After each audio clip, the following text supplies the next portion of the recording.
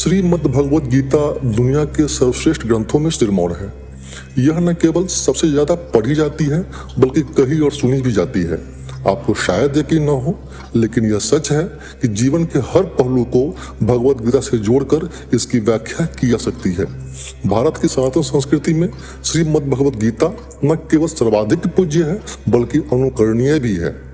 इस ग्रंथ में उल्लिखित उपदेश इसके 18 अध्यायों में 720 श्लोक के रूप में संग्रहित हैं।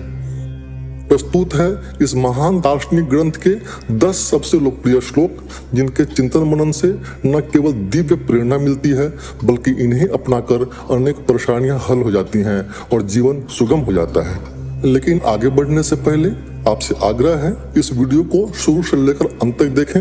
हमें उम्मीद है इस वीडियो में दी गई जानकारी आपको रोचक और अच्छी लगेगी, और यदि आपने हमारे चैनल दुनिया जहान को अभी तक सब्सक्राइब नहीं किया है तो प्लीज कर लें, ताकि हमारा उत्साह बना रहे और हम ऐसे ही इंफॉर्मेशन से भरी रोचक वीडियो आप तक पहुंचाते रहें। नैनम छिद्रन्ति शस्त्राणि नैनम दहति पावकः न चैनम क्लेदयन्त्यापो न शोषयति मारुतः। द्वितीय अध्याय श्लोक 23। इस श्लोक का अर्थ है, आत्मा को न शस्त्र काट सकते हैं, न आग उसे जला सकती है, न पानी उसे भिगो सकता है, न हवा उसे सुखा सकती है। यहाँ भगवान श्री कृष्ण ने आत्मा के अजर अमर और शाश्वत होने की बात की है। हतो वा प्राप्यसि स्वर्गम जित्वा वा भोक्ष्यसे महीम तस्मात् उत्तिष्ठ कौन्ते युद्धाय कृत निश्चयः। द्वितीय अध्याय श्लोक 37। इस श्लोक का अर्थ है, यदि तुम यानी अर्जुन युद्ध में वीर गति को प्राप्त होते हो तो तुम्हें स्वर्ग मिलेगा, और यदि विजयी होते हो तो धरती का सुख भोगोगे। इसलिए उठो हे कौन्ते और निश्चय करके युद्ध करो। यहाँ भगवान श्री कृष्ण ने वर्तमान कर्म के परिणाम की चर्चा की है। तात्पर्य यह कि वर्तमान कर्म से श्रेष्ठकर और कुछ भी नहीं है। यदा यदा ही धर्मस्य ग्लानिर्भवति भारतः अभ्युत्थानं धर्मस्य तदात्मनं सृजाम्यहम्। चतुर्थ अध्याय श्लोक 7। इस श्लोक का अर्थ है, हे भारत, जब जब धर्म की ग्लानि यानी उसका अपमान या लोप होता है और अधर्म में वृद्धि होती है, तब तब मैं श्री कृष्ण धर्म के अभ्युत्थान के लिए स्वयं की रचना करता हूँ, अर्थात अवतार लेता हूँ। परित्राणाय साधूनां विनाशाय च दुष्कृतां धर्म संस्थापनार्थाय संभवामि युगे युगे। चतुर्थ अध्याय श्लोक 8। इस श्लोक का अर्थ है, सज्जन पुरुषों के कल्याण के लिए और दुष्कर्मियों के विनाश के लिए और धर्म की स्थापना के लिए मैं श्री कृष्ण युगों युगों से प्रत्येक युग में जन्म लेता आया हूँ। कर्मण्येवाधिकारस्ते मा फलेषु कदाचन मा कर्म फल हेतुर्भूर्मा ते संगोस्त्व कर्मणि। द्वितीय अध्याय श्लोक 47। इस श्लोक का अर्थ है, कर्म पर ही तुम्हारा अधिकार है, लेकिन कर्म के फलों में कभी नहीं। इसलिए कर्म को फल के लिए मत करो और न ही काम करने में तुम्हारी आसक्ति हो। यह श्रीमद् भगवद गीता के सर्वाधिक महत्वपूर्ण श्लोकों में से एक है, जो कर्मयोग दर्शन का मूल आधार है। ध्यायतो विषयान पुंसः संगस्तेषु पजायते संगात् संजायते कामा कामात् क्रोधो अभिजायते।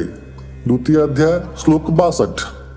इस श्लोक का अर्थ है, विषयों यानी वस्तुओं के बारे में सोचते रहने से मनुष्य को उनसे आसक्ति हो जाती है।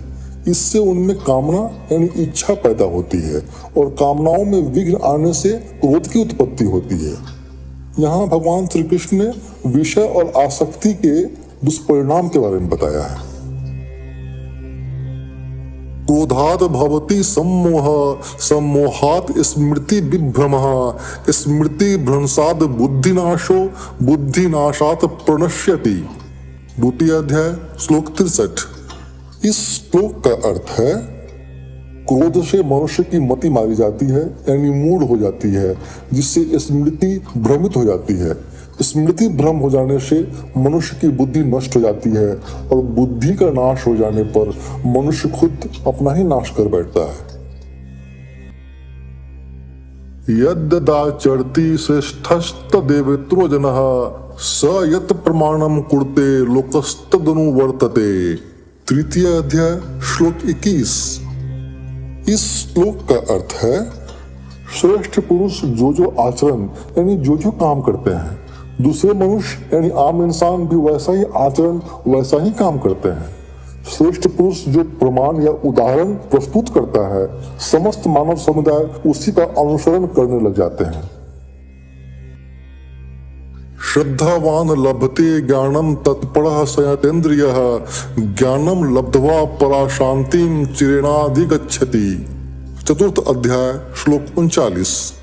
इस श्लोक का अर्थ है, श्रद्धा रखने वाले मनुष्य, अपनी इंद्रियों पर संयम रखने वाले मनुष्य साधन परायण हो अपनी तत्परता से ज्ञान प्राप्त करते हैं, फिर ज्ञान मिल जाने पर जल्द ही परम शांति यानी भगवत प्राप्ति रूप परम शांति को प्राप्त होते हैं। सर्वधर्मान परित्यज्य मामेकम शरणं व्रज अहम त्वं सर्व पापेभ्यो मोक्षयिष्यामि मा शुचः। 18वां अध्याय श्लोक 66। इस श्लोक का अर्थ है, हे अर्जुन, सभी धर्मों को त्याग कर अर्थात हर आश्रय को त्याग कर केवल मेरी शरण में आओ।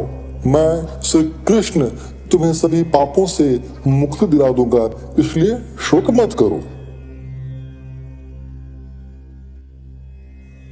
इस वीडियो को देखने के लिए आपका हार्दिक धन्यवाद। आपको हमारी यह प्रस्तुति कैसी लगी हमें जरूर बताएं।